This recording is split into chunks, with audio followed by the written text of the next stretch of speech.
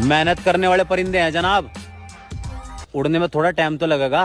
ਸਾਡੇ ਹੁੰਦੇ ਆ ਤਾਂ ਅੱਖਾਂ ਵੀ ਨਹੀਂ ਕੱਢਦੇ ਥੀਓ ਬਣ ਗਏ ਆ ਮੇਰੀ ਐ ਬਸੈਂਸ